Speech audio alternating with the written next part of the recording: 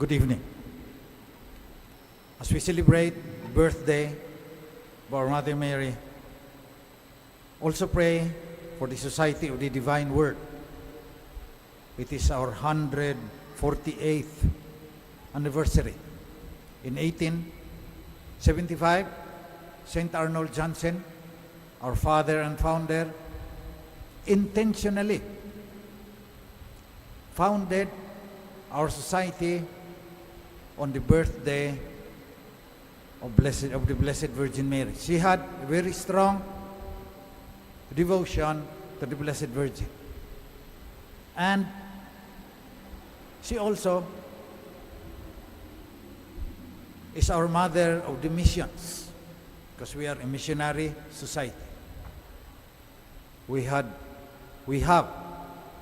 biggest number of Filipino missionaries abroad, 123, including Bishop Joseph Dorero, Bishop in New Guinea.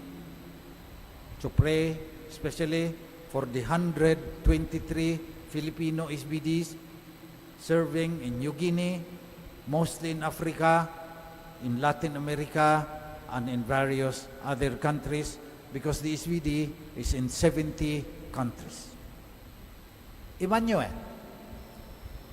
God is with us. So yan yung laging sinasabi ng mga SBD. The Holy, the Divine Word, who was with God in the beginning, John 1:1. The Holy became human, and the Word was made flesh and dwelt among us, John 1:14.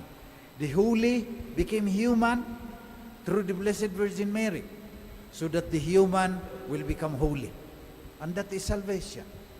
We, human beings, frail, sinful, we will share in the holiness of Father, Son, and Spirit. We will share in the life of the Supreme Being, the creative designer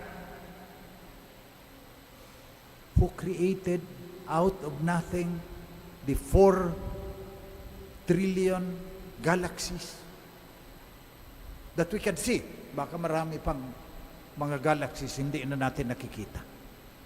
Siya yun. Si Einstein, naniniwala na may Supreme Being eh. Kasi hindi naman mangyayari. Nothing happens without a cause. Yung mga atheist na ayaw lang yan masira yung kanilang freedom. 99.9% of human beings believe there is a Supreme Being. Tayo lang, Christians, especially Catholics, believe that God loves us. Yung kay Einstein, infinite intelligence, but does not care whether you have breast cancer and you are about to undergo double mastectomy. Wala siyang pakialam doon. Kung ano man ang nararamdaman mo ngayon. Because this God, the Divine Word, who was with God in the beginning, became a human being through a woman. We are brought back to share in the life of God, and that means salvation. That is salvation. Yung salvation para sa iba, yung maalis lang sila dito sa mga kahirapan ng buhay. Ligtas na sila doon. That's not what our faith means. The fact that the Divine Word was born of a woman, we believe that we will share in the very life of God, in the holiness of the Supreme Being who created all the galaxies and the supernova and the comets and the asteroids and the planets. That is our destiny. And that is why in the gospel, this child that has been conceived in Mary through the Holy Spirit is named Jesus, because he will save his people from their sins. And once they are saved from their sins, they can share in the holiness of God. And that is why the Son of Mary is called Emmanuel, which means God is with us. He cares for us. He loves us. For God so loved the world that He gave His only begotten Son, not to condemn us, but to give us the very life of God through a woman. In the first reading, the prophet Micah said, "You, Bethlehem of Ephratah, too small to be among the clans of Judah. But from you shall come the ruler of Israel. He shall stand firm and shepherd his flock, and his greatness shall reach to the ends of the earth." Son of Mary. But also for me, Bethlehem, Ephratah, maliit. Hindi na pinapansin. Is a symbol of woman. Kasi from the beginning of history, kasi warrior class, parang patriarchal ang ating society. Katoliko lang yung nagsasabi, Mother of the divine word. Mother of the King of the universe. So dapat pahalagahan yung mga babae. Patuloy ang simbahan na ipaglaban ang karapatan ng mga kababaihan na in the workplace, pare-pareho ang trabaho, mas mataas yung sahod ng mga lalaki, sabi nung article na binasa ko. Let us pray for all women who are victims of human trafficking. Let us pray for all women who are beaten by their husbands in domestic violence. Let us pray for all women today as we celebrate the birth of the Blessed Virgin Mary. And we pray for everyone, man or woman, member of the church, one holy Catholic and Apostolic Church, because Mary is not only mother of the missions for the SBD, is also the mother of the church. For our 148th anniversary, our Superior General, Father Budi Kleden, SBD, from Indonesia, told us that we pray as members of the Society of the Divine Word on this day, September 8, the birth of Our Lady. Let us pray that all SBDs will be able to serve the church. And how do we do that? By fostering continually a sense of belonging, through collaboration, in humility and trust. And number 3, he said, through perseverance. We were blessed by God that many SBDs persevered. Some congregations in 30 years lost 20,000 of their members. Kami nadagdagan pa ng kaunti. Out of the 10 men congregations, ang SBD lang ang hindi nabawasan ang bilang. Nadagdagan pa ng kaunti. Salamat sa inyong dasal, salamat sa inyong suporta, but pray for us that we will be able to foster, to promote sense of belonging among ourselves, the 6,000 members of the Society of the Divine Word, dedicated to the Divine Word, but also through the intercession of the Blessed Virgin Mary. That's why we were founded on September 8.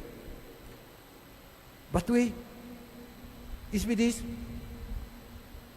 we serve the church. And what is the church trying to do in the last 2 years? Magti 3 years pa, sabi ni Pope Francis, synodal church.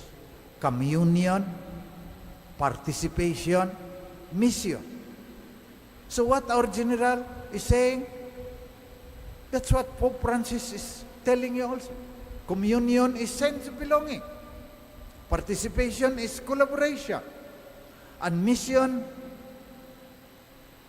in these troubling times, this time of trials and tribulations, many will fall along the way. Nawawalan na ng pananampalataya, sumasama sa ibang mga relihiyon na kung ano-ano na lang tinuturo. They did not persevere. So most of all, let us pray to the Blessed Virgin that we will persevere as a member of the Synodal Church. Communion, participation, mission. Yung magiging community tayo, hindi yung isa-isa kayong, it's not community.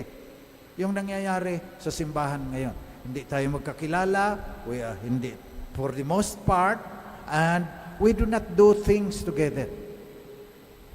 So the SBD has, in the Central Province, has designated me coordinator for the Office of the Integrity of Creation in the SBD Central Province. Tomorrow, initiated by the office, farmers from the Diocese of Gumaka will come and bring their products. Simula pa yan. Simula pa lang yan, I would like to ask for your prayers. Synodal Church yan. Not only being together, but doing things together. At ang pangarap ng mga obispo, yung mga diocese around the dioceses of Manila will engage in a trading network as a synodal church. Pagpanalangin ninyo yan. Kasi yung kaparian ng Diocese of Cubao, 47 parishes, pumayag na, sasali sila dyan sa Laudato Si e-trading network. Diretso. Walang mga negosyante, walang mga middlemen. Diretso ang Baguio beans, ang litis, ang kamatis na 300 pesos na ngayon ang kilo para mapababa natin at matiyak natin na hindi nilagyan ng kung ano-anong mga pesticide at chemical yan. Synodal Church. Uunahin pa sana namin yung may cancer, yung mga seniors, yung mga nag-iisa sa bahay, hindi makapamalingke. Tignan ninyo sa inyong cellphone, lalabas yung Laudato Si e-commerce platform. Mag-o-order kayo doon. Dagdagan nyo lang ng bayad sa Grab. Ihahatid sa bahay ninyo. Yun ang naninikluhod ako sa inyo ngayon. I'm begging to pray for the Synodal Church. And special mention, because it is my job, inutusan ako ng SBD, kahit ang tanda-tanda ko na, nagagawin ito. Use technology para yung Synodal Church will not only worship together, but will do something together to assure a sustainable future at ayusin na hindi nakakalason yung binibili ninyong pinapakain sa inyong mga anak. Society of the Divine Word. Please pray for us. And as we celebrate the birthday of the Blessed Virgin Mary, let us ask for her intercession that we will really become a synodal church, communion, participation, mission. That is the only way that will solve the problems of this world. Global poverty, global conflict, hanggang ngayon Ukraine pa rin, nag-aalma na ang mga insik sa China, ay naagaw yung ating West Philippine Sea. Ang dami nating problema sa buhay. Mary is our mother. She is mother of the church. Let us ask her to pray for all of us that we will become a synodal church and we will be able to implement. Yan sana may key results achieve yan o kaya may key performance indicators para malalaman talaga kung nakikisali tayo dyan. Pero manalangin na lang tayo sa mahal na Birhen, kanya-kanyang budhiin na lang. Let us leave it to the conscience of every Catholic, whether they obey the mandate to be a member of a synodal church, communion, participation, mission, and as the SBD would put it, a sense of belonging, collaboration, and perseverance in the mission.